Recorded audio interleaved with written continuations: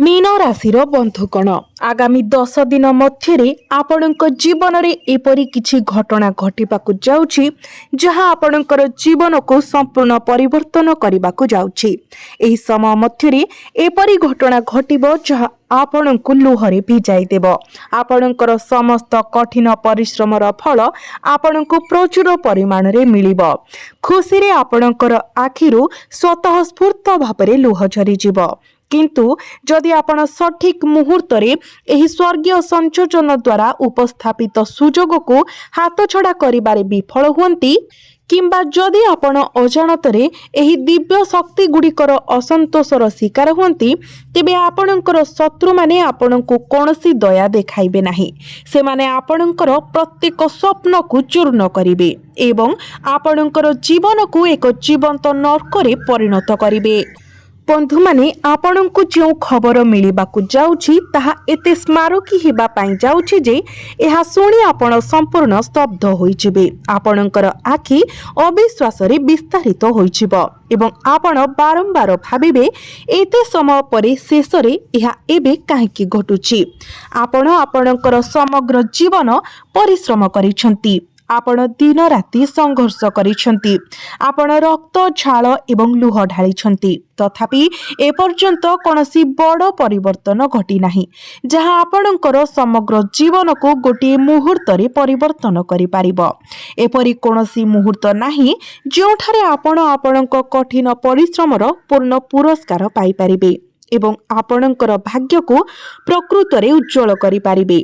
किंतु बंधु माने जेतेबेले ईश्वर दियंती से प्रत्येक दिगरु दियंती से प्रचुर परिमाण रे दियंती एते जे आपण एहाको कल्पना मध्य करि पारिबे नाही। वर्तमान एही निर्दिष्ट शुभ तिथि एवं ग्रह संयोजन समय स्वर्गीय परिवर्तन गुड़िक आपणक पक्षरे संपूर्ण भावरे समान होई गलानी। आपणक कुंडली मध्यरे सुप्त दिव्य शक्ति जागृत होइछे एवं ब्रह्मांडर शक्ति आपणक पूर्ण शक्ति सहित आपणक पछरे दृढ़ भावरे ठिया होइछे। आपणक केवल एही संयोजन गुड़िक द्वारा उपस्थापित सुजोग को सठिक समय एवं सठिक उपाय व्यवहार करबाको पड़िबो। एहा केवल संभव जदि आपण एही वीडियो को संपूर्ण भावरे आरंभरु शेष पर्यंत शांत मनरे एवं कोनोसी विभ्रांति बिना देखंती। कारण एथिरे आमे आपणक सहित गभीर गुप्त एवं गुरुत्वपूर्ण सूचना प्रदान करबाको जाउछु जहाँ आपणकर जीवनर गतिपथ को संपूर्ण भावरे परिवर्तन करिदेबे। बंधु माने भिडियोटी आरंभ करिबा पूर्वरु माता रानी एवं भोलानाथंकर समस्त प्रकृत भक्त माने दया करी भिडियोटी को लाइक करी चैनल टी को सब्सक्राइब करि दियंतु एवं कमेंट बॉक्स रे भक्ति एवं श्रद्धार सहित जय माता रानी जय भोलेनाथ निश्चय लिखंतु। तेबे बंधु माने आमे आपणको जहा प्रकाश करिबाकु जाउछु ताहा आपणको हसरे विचलित करिदेबो। एहा आपणको निश्वास नेबारु वंचित करिबो एवं आपण बारंबार आपणको पचारिबे एहा कोन प्रकृत रे मो सहित घटुछि। जदि आपण आजिर वीडियो को अणदेखा करूछंती तेबे आपण अनुताप करिबे। तेणु भिडियोटी को शेष पर्यंत देखंतु। बंधु माने एही मुहूर्त रे केवल जणे नुहे बरं 5 जण महान देवता आपणक शरीर आपणक परिवेश एवं आपणकर जीवन उपरे एक दृढ़ नियंत्रण स्थापन करिसंती। एथिरे भगवान भोलानाथंकर तृतीय चक्षुर शक्ति माता लक्ष्मी ठारू धन एवं समृद्धिर वर्षा भगवान शनिंकर धार्मिक न्याय एवं भगवान भोलानाथंकर सुरक्षा शक्ति एवं सूर्यदेवंकर आलोक किरण अंतर्भुक्त। एही पंचदेवतांकर दिव्य शक्ति एबे आपणकर आत्मा रे प्रवेश करिबाको जाउछि। सेमानंकर कृपा आपणक पाखरे अछि। भय करिबार कोनोसी कारण नाही कारण आपणकर शत्रु माने एबे आपणक सम्मुखरे मुंड नुआइबाकू जाउछंती। केवल आपणकर नाम सुनिले से माने कंपी उठिबे एवं सेमानंकर समस्त षडयंत्र धूली रे परिणत होइजिबो। एही 5टी शक्तिशाली देवतांकर शक्ति आपणकर चारि पाखरे घुली बुरुछि। से माने निरंतर आपणकू सुरक्षा देउछंती एवं आपणकर ज्योतिष कुंडली को दृढ़ करुछंती। एहा व्यतीत मई एवं जून मासरे हेउथिबा शुभ ग्रह संयोजन समय एही शक्ति गुड़िक आपणकर जीवन को परिवर्तन एवं ସମୃଦ୍ଧ କରିବାକୁ ଯାଉଛି। ସତର୍କ ରୁହନ୍ତୁ। ଆପଣ ଯେମିତି ଗୋଟିଏ ଗୁରୁତର ଭୁଲ ନ କରନ୍ତି ସେଥିପ୍ରତି ସତର୍କ ରୁହନ୍ତୁ। ଏହି ଭୁଲକୁ ଆପଣଙ୍କୁ ଯେକୌଣସି ମୂଲ୍ୟରେ ଏଡ଼ାଇ ଦେବାକୁ ପଡ଼ିବ। ଆସନ୍ନ ପରିବର୍ତ୍ତନ ଏତେ ଗଭୀର ଏବଂ ସର୍ବାଙ୍ଗୀନ ହେବ ଯେ ଆପଣଙ୍କର ଚାରିପାଖ କେବଳ ଏହି ଦିବ୍ୟ ଶକ୍ତି ଦ୍ୱାରା ବାସ କରୁଥିବା ଏକ ପବିତ୍ର ସ୍ଥାନରେ ପରିଣତ ହେବ। ସେମାନଙ୍କର ଆଶୀର୍ବାଦର ସୁଗନ୍ଧ ଆପଣଙ୍କର ଅସ୍ତିତ୍ୱର ପ୍ରତ୍ୟେକ କୋଣରେ ବ୍ୟାପିଯିବ। ତଥାପି ଯଦି ଆପଣ ଏହି ସମୟରେ ସାମାନ୍ୟତମ ଭୁଲ କରନ୍ତି ଯାହା ଏହି ଦେବତାମାନଙ୍କୁ ଅସନ୍ତୁଷ୍ଟ କରେ, ତେବେ ପରିଣାମ ଆପଣଙ୍କ ପାଇଁ ଅତ୍ୟନ୍ତ କ୍ଷତିକାରକ ଏବଂ ସମ୍ପୂର୍ଣ୍ଣ ବିନାଶକାରୀ ହୋଇପାରେ। ଏହି ମୁହୂର୍ତ୍ତରେ ଏହି ପଞ୍ଚଦେବତାଙ୍କର ଦୃଷ୍ଟି ଆପଣଙ୍କ ଉପରେ ସ୍ଥିର ରହିଛି। ସେମାନେ ପ୍ରତ୍ୟେକ ମୁହୂର୍ତ୍ତରେ ଆପଣଙ୍କ ଉପରେ ନଜର ରଖିଛନ୍ତି। ତେଣୁ ଯେକୌଣସି ଅବହେଳାରୁ ଆପଣ ସତର୍କ ରୁହନ୍ତୁ। ଏବଂ ଏବେ ଆସନ୍ତୁ ଜାଣିବା ଏହି ପଞ୍ଚଦେବତା ଆପଣଙ୍କ ପାଖରେ କାହିଁକି ଅଛନ୍ତି। ଏହି ନିର୍ଦ୍ଦିଷ୍ଟ ମୁହୂର୍ତ୍ତରେ ସେମାନଙ୍କର ଶକ୍ତି କାହିଁକି ସକ୍ରିୟ ହୋଇଛି ଏବଂ କେଉଁ ଗୋଟିଏ ଗୁରୁତର ଭୁଲ ଯାହା ଆପଣ ଯେକୌଣସି ମୂଲ୍ୟରେ କରିବାରୁ ବଞ୍ଚିବା ଉଚିତ। ଆମେ ଏହି ସମସ୍ତ ବିଷୟକୁ ଗଭୀର ଭାବରେ ପ୍ରକାଶ କରିବୁ ଗୋଟିଏ ଗୋଟିଏ କରି। କିନ୍ତୁ ଆମେ ଆଗକୁ ବଢ଼ିବା ପୂର୍ବରୁ ଏହା ମନେ ରଖନ୍ତୁ, ଈଶ୍ୱରଙ୍କର ଦିବ୍ୟ ଦରବାରରେ ବିଳମ୍ବ ହୋଇପାରେ କିନ୍ତୁ କେବେ ବି କୌଣସି ଅନ୍ୟାୟ ହେବ ନାହିଁ। ଆପଣ ଆପଣଙ୍କର ଜୀବନରେ ଅଗଣିତ କଷ୍ଟ ସହ୍ୟ କରିଛନ୍ତି। ଆପଣ ଦିନ ରାତି ପରିଶ୍ରମ କରିଛନ୍ତି, ତଥାପି ସଫଳତା ଆପଣଙ୍କ ଠାରୁ ଦୂରେଇ ଯାଇଛି। ଖୁସିର ମୁହୂର୍ତ୍ତ ଗୁଡ଼ିକ କମ୍ ଏବଂ ବହୁତ ଦୂରରେ ଥିଲା। ଆପଣ ପୁଣ୍ୟ କାର୍ଯ୍ୟ କରିଥିଲେ, ତଥାପି ଆପଣ କୌଣସି ପୁରସ୍କାର ପାଇଲେ ନାହିଁ। ତଥାପି ଆପଣ ଆପଣଙ୍କର ଭକ୍ତିରେ ସ୍ଥିର ରହିଲେ। ଆପଣ ମନ୍ଦିର ପରିଦର୍ଶନ କଲେ, ପ୍ରାର୍ଥନା କଲେ ଏବଂ ଶିବଲିଙ୍ଗରେ ଜଳ ଅର୍ପଣ କଲେ। ତଥାପି ଆପଣଙ୍କର ପ୍ରଗତି ପଥରେ ପ୍ରତିବନ୍ଧକ ସୃଷ୍ଟି ହେଲା। ଆପଣଙ୍କର ଶତ୍ରୁମାନଙ୍କ ଦ୍ୱାରା ସୃଷ୍ଟି ହୋଇଥିବା ପ୍ରତିବନ୍ଧକ। ସେମାନେ ଆପଣଙ୍କୁ ଶାନ୍ତିରେ ରହିବାକୁ ନ ଦେବା ପାଇଁ ଦୃଢ଼ ପ୍ରତିଜ୍ଞା କରିଥିଲେ। ସେମାନେ ଆପଣଙ୍କର ପ୍ରତ୍ୟେକ ସଫଳତାକୁ ବିଫଳ କରିବାକୁ ପ୍ରତିଜ୍ଞା କରିଥିଲେ। ଆମେ କେବଳ ଅନୁମାନ ଉପରେ ଆଧାର କରି ଏହା କହୁନାହୁଁ, ବରଂ ସାମ୍ପ୍ରତିକ ଜ୍ୟୋତିଷ ସାଜ୍ୟସଜ୍ଜା, ଆପଣଙ୍କର ରାଶିଫଳର ଗଭୀର ବିଶ୍ଳେଷଣ ଏବଂ ଦିବ୍ୟ ଚିହ୍ନ ଉପରେ ଆଧାର କରି କହୁଛୁ। ବନ୍ଧୁମାନେ, ଆପଣଙ୍କ ଉପରେ ଅନ୍ଧକାର ପୂଜା ଏବଂ ଜାଦୁବିଦ୍ୟା ନିଯୁକ୍ତ କରାଯାଉଥିଲା, ଯାହା ଆର୍ଥିକ କଷ୍ଟ, ମାନସିକ ଯନ୍ତ୍ରଣା, ଘରୋଇ ବିବାଦ ଏବଂ ସ୍ୱାସ୍ଥ୍ୟ ସମସ୍ୟା ସୃଷ୍ଟି କରିଥିଲା। କିନ୍ତୁ ବର୍ତ୍ତମାନ ଏହି ଶୁଭ ସ୍ୱର୍ଗୀୟ ସାଜ୍ୟସଜ୍ଜା ମଧ୍ୟରେ ସମୟ ଶେଷରେ ଆସିଛି। ଜୁଆର ସମ୍ପୂର୍ଣ୍ଣ ପରିବର୍ତ୍ତନ ହୋଇଛି। ଏହି ପଞ୍ଚଦେବତାଙ୍କର କୃପା ଦ୍ୱାରା ଆପଣଙ୍କର ଶତ୍ରୁମାନଙ୍କର ଅହଙ୍କାର ସମ୍ପୂର୍ଣ୍ଣ ଭାବରେ ଚୂର୍ଣ୍ଣ ହୋଇଯାଇଛି। ସେମାନେ ଏତେ ଗଭୀର ଆଘାତ ପାଇଛନ୍ତି ଯେ ଏହା ସେମାନଙ୍କୁ ଭିତରୁ ଭାଙ୍ଗି ଦେଇଛି। ସେମାନଙ୍କର ସଂକଳ୍ପ ଧୂଳିରେ ପରିଣତ ହୋଇଯାଇଛି। ସେମାନେ ଏବେ ଏତେ ତୀବ୍ର ଯନ୍ତ୍ରଣା ସହ୍ୟ କରୁଛନ୍ତି ଯେ ସେମାନେ ଏହାକୁ କାହା ସହିତ ବାଣ୍ଟି ପାରିବେ ନାହିଁ। ସେମାନେ ରାତି ପରେ ରାତି ଜାଗ୍ରତ ହୋଇ ଶୋଇ ରୁହନ୍ତି, କିନ୍ତୁ ସେମାନଙ୍କର ଦୁର୍ଦ୍ଦଶାରୁ ବାହାରିବାର କୌଣସି ଉପାୟ ପାଇପାରନ୍ତି ନାହିଁ। ଯେଉଁମାନେ ଅନ୍ୟମାନଙ୍କ ଉପରେ ଅନ୍ୟାୟ କରନ୍ତି ସେମାନଙ୍କ ପାଇଁ ଈଶ୍ୱର ନିଜେ ନ୍ୟାୟ ପ୍ରଦାନ କରନ୍ତି। ଏହି ସତ୍ୟ ସର୍ବଦା ପ୍ରମାଣିତ। ଏହି ଦେବତାମାନେ ଆପଣଙ୍କର ଶତ୍ରୁମାନଙ୍କୁ ସେମାନଙ୍କର ଦଣ୍ଡ ଦେଇଛନ୍ତି। ସେମାନଙ୍କର ସମସ୍ତ ଅନ୍ଧକାର ରୀତି ଏବଂ ଜାଦୁବିଦ୍ୟାର ଅନ୍ତ ଘଟିଛି। ସେମାନଙ୍କର ସମସ୍ତ ଶକ୍ତି ନଷ୍ଟ ହୋଇଯାଇଛି। ବର୍ତ୍ତମାନ ଏହି ଦିବ୍ୟ ଶକ୍ତି ଗୁଡ଼ିକ ଆପଣଙ୍କ ସହିତ ଅଛନ୍ତି। ଫଳସ୍ୱରୂପ ଆପଣଙ୍କର ଶତ୍ରୁମାନେ ଭୟରେ ଥରିବେ। ସେମାନେ କେବଳ ଆପଣଙ୍କର ନାମ ଶୁଣି ପଳାଇବେ। ଯଦି କେହି ଆପଣଙ୍କ ଉପରେ ତାନ୍ତ୍ରିକ ମନ୍ତ୍ର ପକାଇବାକୁ ଚେଷ୍ଟା କରନ୍ତି, ତେବେ ଏହା ପ୍ରତିଫଳିତ ହେବ ଏବଂ ସେମାନଙ୍କୁ ଆଘାତ କରିବ। ଏହା କେବଳ ସେମାନଙ୍କୁ କ୍ଷତି ପହଞ୍ଚାଇବ। ବିଶେଷ ଶକ୍ତି ଗୁଡ଼ିକ ଆପଣଙ୍କ ଘରେ ପ୍ରବେଶ କରିବାକୁ ଯାଉଛନ୍ତି। ଏହି ଦେବତାମାନଙ୍କ ଦ୍ୱାରା ବିଶେଷ ଭାବରେ ପାଠ କରାଯାଉଥିବା ଶକ୍ତି। ଏହି ଶକ୍ତି ଗୁଡ଼ିକ ଆପଣ କରିଥିବା ପ୍ରତ୍ୟେକ ପ୍ରୟାସର ସଫଳତା ସୁନିଶ୍ଚିତ କରିବେ। ଏହା କେବଳ ଆରମ୍ଭ। ପ୍ରକୃତ ଖୁସି ଆସିବାକୁ ବାକି ଅଛି। ଏହି ଦେବତାମାନଙ୍କ ଦ୍ୱାରା ପ୍ରଦତ୍ତ ଆଶୀର୍ବାଦ ଏତେ ବିଶାଳ, ଏତେ ଅସୀମ ଯେ ଆପଣଙ୍କର ଆତ୍ମା ଆନନ୍ଦିତ ହେବ। ଆପଣଙ୍କର ହୃଦୟ ଆନନ୍ଦରେ ନାଚିବ। ତଥାପି ସତର୍କ ରୁହନ୍ତୁ। ଆପଣଙ୍କର ଜୀବନ ନେବା ପାଇଁ ଏକ ଷଡ଼ଯନ୍ତ୍ର ଏପର୍ଯ୍ୟନ୍ତ ଚାଲିଛି। ଏହାକୁ ଏପର୍ଯ୍ୟନ୍ତ ସମ୍ପୂର୍ଣ୍ଣ ନିରପେକ୍ଷ କରାଯାଏ ନାହିଁ। ଜଣେ ମହିଳା ଏବେ ଆପଣଙ୍କର ରକ୍ତ ପାଇଁ ତୃଷାର୍ତ୍ତ ହୋଇଗଲାଣି। ସେ ସକ୍ରିୟ ଭାବରେ ଆପଣଙ୍କର ଜୀବନ ଦାବି କରିବାକୁ ଷଡ଼ଯନ୍ତ୍ର କରୁଛି। ସେ ସ୍ଥିର ହୋଇ ବସିଛି, ଯେକୌଣସି ମୁହୂର୍ତ୍ତରେ ଆପଣଙ୍କର ସ୍ୱପ୍ନକୁ ଭାଙ୍ଗିବା ପାଇଁ ଯାଉଛି।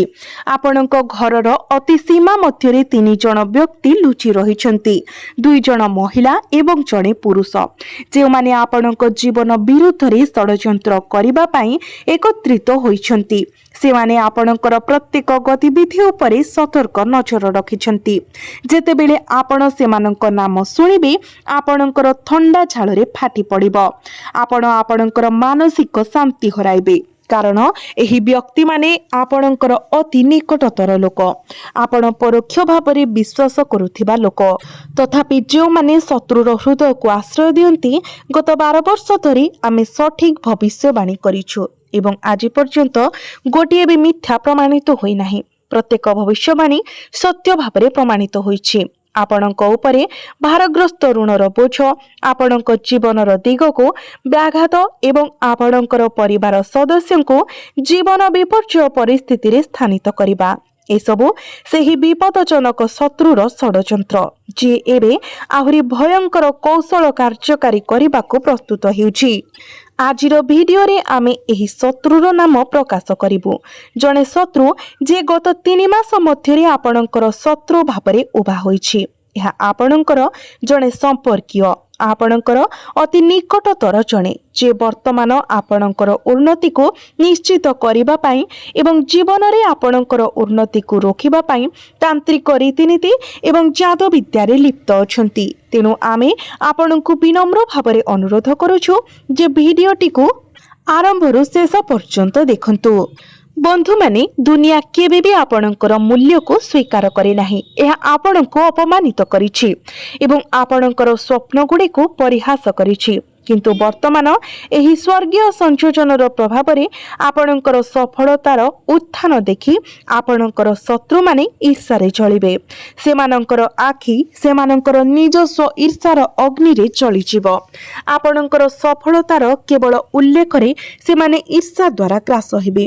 ଆପଣଙ୍କର ଆର୍ଥିକ କଷ୍ଟ ଉଭେଇଯିବ ଏବଂ ଆପଣ ଯଥେଷ୍ଟ ଆର୍ଥିକ ଲାଭ ପାଇବେ।